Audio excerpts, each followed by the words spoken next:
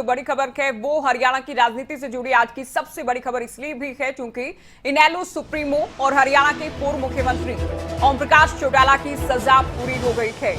साल 2013 से जेबीटी भर्ती घोटाला मामले में सजा काट रहे थे। ओम प्रकाश चौटाला को 10 साल की सजा सुनाई गई थी। तो ये बड़ी खबर बता रखी है, ओम प्रकाश चौटाला की सजा पूरी हो गई है। जेबीटी भर्ती मामले में साल 2013 में उनको सजा सुनाई गई थी।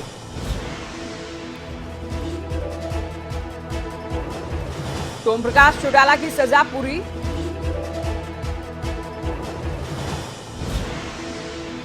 तिहाड़ जेल प्रशासन ने जानकारी दी। तो जेबीटी भर्ती मामले में सजायाफ्ता थे ओम प्रकाश चौटाला। तिहाड़ जेल प्रशासन की ओर से ओम प्रकाश चौटाला के वकील को इस बात की जानकारी दी गई कि उनकी सजा पूरी हो चुकी है। तो वाकई ओम प्रकाश चौटाला के लिए बड़ी राहत। इनेलो पार्टी के लिए आज का दिन वाकई राहत भरा दिन रहेगा। लेकिन ओम प्रकाश चौटाला के रिहा होने पर क्या हरियाणा में अब भी कोई राजनीतिक हलचल हो सकती है? क्या हरियाणा की सियासत को आज भी प्रभावित करने का दम रखते हैं ओम प्रकाश चौटाला? सवाल बहुत उठ रहे हैं। क्या किसी तरह के राजनीतिक समीकरण आने वाले चुनाव और खास तौर पर इलाहाबाद उपचुनाव को लेकर बदलते नजर आ सकते हैं? ये भी ओम प्रकाश चौटाला की रिहाई को लेकर सवाल अब उठ रहे हैं। अनिल मोर खबरें के संवाददाता हमारे साथ सीधे जुड़ गए। अनिल, ओम प्रकाश चौटाला की रिहाई को अगर हरियाणा की राजनीति से जोड़कर देखा जाए तो क्या आज की तारीख में वर्तमान दौर में कोई असर आप देखते हैं?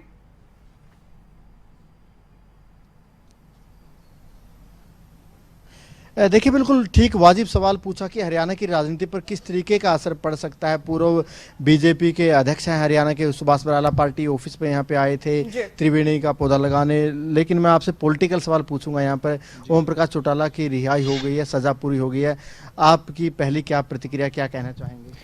देखिए, ये एक जो कानून की प्रक्रिया है ये अपने तरीके से शुरू होती हैं, अपनी तरीके से पूरी होती हैं। और हरियाणा प्रदेश का एक बहुत बड़ा मामला था। अभी किसी भी मुख्यमंत्री के खिलाफ पहली बार कोई आरोप तय होकर के सजा हुई थी और आज वो पूरी हुई है। तो मैं तो एक ही बात कहूँगा कि इस प्रकार की जो घटनाक्रम होते हैं, लोकतंत्र में आने वाली पीढ़ियों को इस प्रकार के जो घटनाक्रम हैं उनसे सबक लेना चाहिए। और एक जैसे देश के अंदर नरेंद्र मोदी जी के नेतृत्व में और हरियाणा में मुख्यमंत्री मनोहर लाल जी के नेतृत्व में एक साफ सुथरी, पारदर्शी और जवाबदेह सरकार चल रही है। इसी प्रकार की सरकारें भविष्य में। हरियाणा की राजनीति पे आप क्या असर देखते हैं? क्योंकि कई बार मुख्यमंत्री रहे हैं, हालांकि बिल्कुल वृद्ध नेता हो चुके हैं, लेकिन पॉलिटिकल क्या असर देखते हैं इनेलो पार्टी का? अब कितना कहीं ना कहीं ग्राफ कितना उठ पाएगा, वो असर कैसे देखते हैं? देखिए, वो एक सामान्य एक जो राजनीति चलती है, मेरा मानना है कि उसी प्रकार से चीज़ें आगे इसमें बढ़नी है। अलग से इसमें कुछ नहीं होने वाला उनके बाहर आने से, क्योंकि वो बीच बीच में उनको पैरोल मिलती रहती थी जो एक सिस्टम का एक हिस्सा है। मैं तो एक बात कहना चाहूँगा कि आने वाली पीढ़ियाँ जो राजनीतिक क्षेत्र के माध्यम से जन सेवा का काम करना चाहती हैं वो पारदर्शी तरीके से काम करें। जैसे हरियाणा प्रदेश में मुख्यमंत्री मनोहर लाल जी के नेतृत्व में पारदर्शी कह रहे हैं कि कोई असर नहीं पड़ेगा, लेकिन एक बात तो आप भी मानेंगे, इलाहाबाद पे तो असर पड़ेगा। अब आप लोगों के लिए राह पहले भी मुश्किल थी, आपको नहीं लगता कि थोड़ा बहुत सहानुभूति मिलेगी अभय चौटाला को? थोड़े रास्ते आपके और मुश्किल हो जाएंगे बीजेपी के? देखिए, मुझे नहीं लगता किसी भी प्रकार की इस घटनाक्रम के कारण से किसी को सहानुभूति मिलेगी। क्या कोई सहानुभूति वाला कोई काम इस प्रकार का होता तो सहानुभूति मिलती है। इसमें किसी भी प्रकार की सहानुभूति का कोई सवाल पैदा होता नहीं है। यानी इनेलो को कोई लंबा थोड़ा फायदा अब होने वाला नहीं है, क्योंकि अब राजनीति बदल चुके हैं, यही कह रहे हैं आप? देखिए, अब आज के दिन जो हरियाणा प्रदेश की जनता ने, हरियाणा प्रदेश के खास करके नौजवान ने, जिनकी नौकरियां छीनी जाती थी, अब नौकरियां छीनी नहीं जाती, नौकरियां युवाओं को दी जाती हैं। इसलिए मैं कहता हूं एक सकारात्मक इस बात का एक असर पूरे हरियाणा प्रदेश के अंदर हमारी सरकार के दौर में गया है कि मेरिट के आधार पर नौकरियां गई है गरीब से गरीब लोगों को। लेकिन एक बात तो आप भी बात मैं कहता हूं, एक दूसरा असर इसका जाएगा। लोगों को एक बात का ये एहसास है और आगे भी रहेगा कि नौकरी छीनने का परिणाम क्या होता है। यहाँ नौकरी छीनी नहीं जाती, यहाँ नौकरी दी जाती लेकिन है। एक बात तो अभी मानेंगे कि पूर्व मुख्यमंत्री है हुड्डा साहब, वो सरकार को घेरते रहते, एक और पूर्व मुख्यमंत्री अब खुले तौर पर मैदान में आ जाएंगे सरकार को घेरने के लिए। देखिए, वो तो मैं कहता हूँ पहले भी पैरोल पर आकर के, चाहे विधानसभा का चुनाव हो, लोकसभा का चुनाव, उन्होंने अपनी भूमिका निभाई है, भविष्य में भी निभाएंगे। इसमें कोई अंतर पड़ने वाला भारतीय जनता पार्टी पे खास करके नहीं है। धन्यवाद बराल साहब। ये बराला साहब थे। बराला साहब का यही कहना है कि ओम प्रकाश चौटाला के जेल से बाहर आने के बाद, अब रिहा होने के बाद कहीं ना कहीं जो हरियाणा की राजनीति पर कोई खासा असर नहीं पड़ने वाला है ज्योति, और खासतौर से क्योंकि अगर देखा जाए हरियाणा की राजनीति को भी, पिछले जो 10-12 साल है हरियाणा की राजनीति काफी हद तक बदल चुकी है। अब देखना ये होगा कि जो ओम प्रकाश चौटाला हरियाणा के सबसे बड़े नेता माने जाते थे, और फिलहाल भी अगर देखा जाए सीनियरिटी के लिहाज से, उम्र के लिहाज से सबसे वरिष्ठ नेता हम उनको कह सकते हैं, उम्र के लिहाज से भी, सीनियरिटी के लिहाज से भी। लेकिन अब जो जमाना बदल चुका है, अब जमाना टेक्नोलॉजी का आ चुका है, और जो इनेलो पार्टी को एक कार्डर बेस्ड पार्टी कहा जाता था, अब चौटाला साहब के बाहर आने के बाद, अब वो आधिकारिक तौर पर जेल से रिहा हो चुके हैं, उनके बाहर आने के बाद भविष्य में क्या असर पड़ेगा वो देखना होगा। और सबसे पहला कहीं ना कहीं जो पहला इम्तिहान है वो इलाहाबाद जो उपचुनाव होना है वहां पर साफ तौर पर देखा जा सकता है। जी।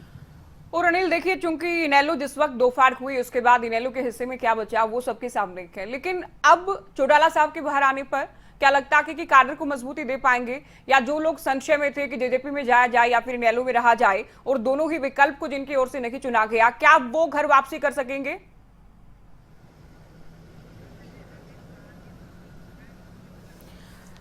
अनिल, आएंगे आपके पास। ओम प्रकाश चौटाला के वकील अमित साहनी हमारे साथ जुड़े हैं। स्वागत है आपका खबरें अभी तक पर। जी नहीं। अमित साहनी जी, पूरी प्रक्रिया क्या कुछ रही आपसे जानेंगे। ओम प्रकाश चौटाला की सजा जो है वो पूरी हो चुकी है, चूंकि अब जेल से बाहर की है, तो मानकर चलें कि अब उनको जेल नहीं जाना होगा, उनकी सजा पूरी हो चुकी है। देखिए, उनकी सजा तो काफी समय पहले से ही पूरी बनती थी, और इस बारे में हमने दिल्ली उच्च न्यायालय में बार बार याचिकाएं डाली, जिसको देखते हुए दिल्ली उच्च न्यायालय ने समय समय पर उनकी पैरोल को एक्सटेंड किया। पर अभी कल ऑफिशियल कम्युनिकेशन तिहाड़ जेल के तरफ से आया है, और उसमें ये कहा गया है कि इनकी स्पेशल रिमिशन को मंजूर कर लिया है दिल्ली सरकार द्वारा, और अब उनको जेल नहीं जाना पड़ेगा, और जेल में सिर्फ फॉर्मेलिटी के लिए उनको पेपर वर्क के लिए जाना पड़ेगा, जिसके बाद उनकी रिहाई जो फाइनली हो जाएगी। अच्छा अमित जी, देखिए 2013 में चूंकि सजा सुनाई गई थी, 10 साल की सजा थी। आपसे हम कानूनी पक्ष भी इसका समझना चाहेंगे कि किस ग्राउंड पर ये सजा जो कि पूरी हो पाई है। देखिए, भारत सरकार द्वारा 2018 में एक नोटिफिकेशन आया था, उसके चलते जो लोग वृद्ध हैं, जिनकी उम्र जो है 65 साल से ऊपर है, और ऐसे लोग जिनके कोई दिव्यांगता है, ऐसे लोगों की सजा को आधी सजा में छोड़ देना चाहिए। तो उसको चलते जो हमने याचिकाएं डाली, बार बार दिल्ली उच्च न्यायालय ने निर्देश पारित करे, और बार बार दिल्ली सरकार को कहा कि इनकी स्पेशल रिमिशन मंजूर की जाए।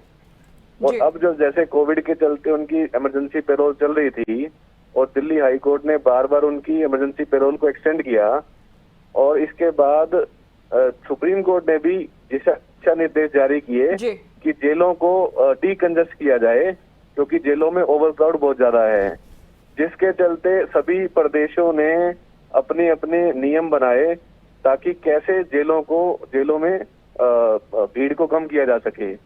तो दिल्ली सरकार द्वारा भी एक नियम बनाया गया कि जिनकी सजा 10 साल है और 9.5 साल सजा पूरी हो चुकी है, तो ऐसे लोगों को जेल से रिहा कर दिया जाए। तो उस मापदंड पर भी चौटाला जी जो है एलिजिबल थे, और जिसके चलते उनकी रिहाई के आदेश दिए, और हमें इसके बारे में ऑफिशियल कम्युनिकेशन भेजा गया। अमित साहनी जी, आपने केंद्र के जिस प्रावधान का जिक्र किया, शायद उसको लेकर बातें ये भी रही कि उसमें करप्शन को उस दायरे से बाहर रखा गया कि, तो क्या करप्शन से जुड़ा, इस मामले से जुड़ा कोई पेच रहा शुरुआत में? देखिए, करप्शन की सजा 7 साल मैक्सिमम थी, वो ऑलरेडी अंडरगो हो चुके थे, तो उसके बारे में ही दिल्ली उच्च न्यायालय ने उन्हें बार बार फटकार लगाई थी दिल्ली सरकार को कि आप इसका हवाला दे करके इनकी जो है रिहाई टाल नहीं सकते।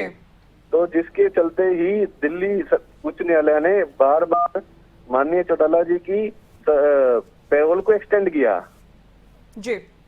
अच्छा, आखिरी सवाल, अब आपका क्या स्टेप होगा, और रिहाई को लेकर अंतिम प्रक्रिया क्या कुछ होगी कानूनी तौर पर? देखिए, फॉर्मेलिटी के तौर पर कोई भी कन्विक्ट जो बाहर होता है बेल पे, पैरोल पे, और इन द मीनवाइल अगर उसकी सजा पूरी हो जाती कार के किसी नोटिफिकेशन द्वारा या किसी आदेश के द्वारा, उसको एक फॉर्मेलिटी के तौर पे जेल में जाना करता है और कागजी कार्रवाई करके और फिर उसकी रिहाई फाइनली हो जाती है। बहुत शुक्रिया, आप हमारे साथ जुड़े और आपने कानूनी पक्ष क्या रहा, किस तरह से, किस ग्राउंड पर, कैसे सजा पूरी हो पाई है, अब आगे क्या होगा, ये तमाम जानकारी आपने दी। हमारे साथ नफीस सिंह राठी, इनेलो प्रदेश अध्यक्ष फोन लाइन पर जुड़े हैं। राठी साहब, स्वागत है खबरें अभी तक पर आपका। Thank you. आज बहुत खुश होंगे आप और आपकी पार्टी भी आज बेहद खुश होगी, क्योंकि वाकई बड़ा दिन आपकी पार्टी संगठन के लिए। लड्डू पूरे हरियाणा में लड्डू बटने लग रहे हैं जी, और हमें इस बात की खुशी है कि चौधरी ओम प्रकाश चौटाला जी बिल्कुल स्वस्थ हैं और वो अब पूरी तरह जेल से बाहर आ गए हैं। वो अलग बात है कि फॉर्मेलिटी के तौर पर एक बार जाना पड़ेगा, लेकिन अब हिंदुस्तान के किसानों की लड़ाई, किसान की, मजदूर की, गरीब आदमी की, कमेरे की लड़ाई लड़ने के लिए चौधरी ओम प्रकाश चौटाला जी तैयार हैं और पूरे हिंदुस्तान में थर्ड फ्रंट का जो निर्माण होगा, जो थर्ड फ्रंट का जो गठन होगा, उसमें चौधरी ओम प्रकाश चौटाला जी की अहम भूमिका होगी। अच्छा, नफीस सिंह राठी जी, आपने कहा कि बेहद खुशी है और लड्डू भी हम लोग बंटवा रखे हैं। अभी चौधरी ओम प्रकाश चौटाला साहब कहाँ पर हैं? क्या सिरसा में ही वो मौजूद हैं और क्या कार्यकर्ता भी उनको बधाई देने के लिए जा रखे हैं?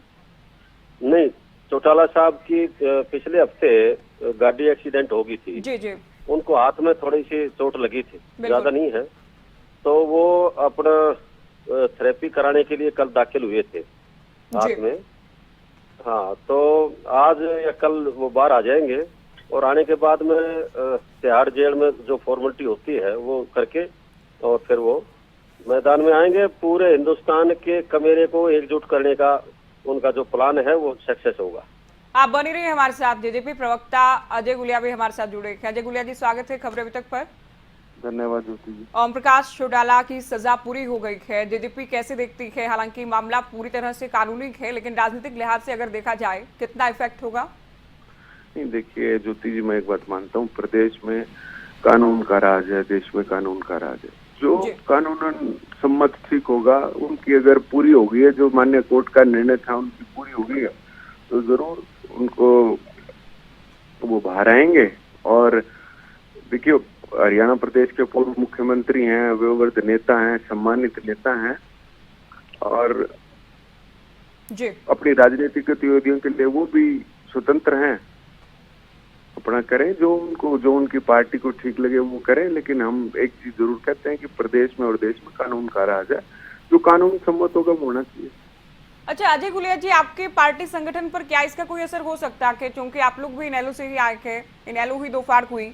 एक परिवार में मान लीजिए कोई इनेलो का, लोकदल का कोई परिवार रहा, उसमें बुजुर्ग मान लीजिए इनेलो के साथ रखे, ओम प्रकाश चौटाला साहब के साथ रखे, युवा दुष्यंत चौटाला के साथ रखे, क्या अगर किसी तरह से दो मन बनते हैं या ओम प्रकाश चौटाला साहब को लेकर कोई सहानुभूति हो सकती है, तो लगता है कि जेजेपी पार्टी संगठन पर कोई असर हो सकता है इसका? नहीं ज्योति जी, बिल्कुल भी नहीं। देखिए, मैं एक चीज जो प्रत्यक्ष रूप से सबने देखा कि पिछले कोरोना काल में लगभग साल, सवा साल, 1.5 साल से ओम प्रकाश चौटाला जी बाहर ही थे। अगर कोई फर्क पड़ना होता तो अभी तक दिखाई दे जाता उनसे। देखिए, वो एक सम्मानीय नेता है, उनका सम्मान करते हैं, लेकिन राजनीतिक रूप से उनसे अब कोई फर्क नहीं पड़ने वाला। नफीस सिंह राठी जी हमारे साथ हैं। राठी साहब, राजनीतिक तौर पर कोई असर नहीं पड़ेगा क्योंकि वो लगभग 1 साल से बाहर की थे, जेजेपी प्रवक्ता का कहना है। देखिए, कोविड काल में तो वो जैसे गुड़िया जी ने बताया कि कोविड काल में तो मैक्सिमम जो लोग थे वो बाहर ही थे, जो जेलों में थे उनको बाहर किया गया था ताकि कोरोना महामारी ना फैले। और जहाँ तक चौटाला साहब का राजनीतिक तजुर्बा है जी, और अब बिल्कुल बाहर आ गए हैं वो, क्योंकि सबसे बड़ी बात ये भी है कि आदरणीय चौधरी ओम प्रकाश चौटाला के ऊपर कोई करप्शन का कोई चार्ज नहीं था। और ये तो बात उन्होंने अब जो जिस जज ने फैसला दिया था, श्री विनोद कुमार जी ने, उसमें भी फैसले में लिखा था कि इसमें पैसे का लेन देन नहीं हुआ है। तो पैसे का लेन देन नहीं हुआ तो भ्रष्टाचार कहाँ से हो गया? तो भ्रष्टाचार तो इसमें हुआ ही नहीं था। ये तो टोटल ही जो केस बनाया गया था वो उस टाइम पे चौधरी भूपेंद्र सिंह हुड्डा जी की सरकार थी और उनके द्वारा ही रचा गया षड्यंत्र। चलिए, कानून ने अपना काम किया कि कानून की ओर से सजा सुनाई गई थी और कानून पूरी हुई है। अजय गुलिया साहब, आखिरी सवाल, जिन बाई इलेक्शन के वक्त ओम प्रकाश चौटाला लगातार ये कहते रहे कि उन्हें पैरोल नहीं मिल पाई, हालांकि उनका स्वास्थ्य भी उस वक्त खराब था, ये हवाला दिया गया, क्या अब लगता है कि इलाहाबाद इलेक्शन में कोई प्रभाव दिखा पाएंगे? नहीं ज्योति जी, मैं ये मानता नहीं, राजनीतिक रूप से मैं नहीं मानता। देखिए, वो बाहर आए, शुभकामनाएं, उनका स्वास्थ्य बढ़िया रहे, उस चीज के लिए सब शुभकामनाएं, लेकिन राजनीतिक रूप से मैं नहीं मानता कि अब जी कोई असर पड़ेगा। बहुत शुक्रिया आप हमारे साथ जुड़े। नफीस सिंह राठी जी, आपका भी बहुत शुक्रिया, आपने बातचीत की। तो ओम प्रकाश चौटाला की सजा पूरी हो गई है और उनके वकील क्या कुछ कह रहे हैं, सुनिए। सरकार द्वारा हरियाणा के पूर्व मुख्यमंत्री ओम प्रकाश चौटाला जी की स्पेशल रिमिशन मंजूर कर ली गई है। इस बारे तिहाड़ जेल से मुझे एक ऑफिशियल कम्युनिकेशन प्राप्त हुआ कि चौटाला जी की स्पेशल रिमिशन मंजूर हो गई है और उनकी रिहाई स्वीकार कर ली जाएगी। इससे पहले हमने दिल्ली उच्च न्यायालय में उनकी रिहाई के बारे में कई याचिकाएं डाली। दिल्ली उच्च न्यायालय ने समय समय पर उनकी पैरोल को एक्सटेंड किया और दिल्ली प्रशासन को और दिल्ली सरकार को कहा कि उनकी रिहाई क्यों नहीं बन रही, जबकि उनके सारा पैरामीटर फुलफिल हैं। फाइनली दिल्ली सरकार द्वारा उनकी स्पेशल रिमिशन को मंजूर करके और उनकी रिहाई के बारे में आदेश जारी करे हैं और इसके बारे में हमें एक ईमेल द्वारा सूचित किया गया है। चौटाला जी को फॉर्मली तिहाड़ जेल विजिट करना होगा पेपर वर्क की फॉर्मेलिटी के लिए, जिसके बाद उनकी रिहाई फाइनली कर दी जाएगी।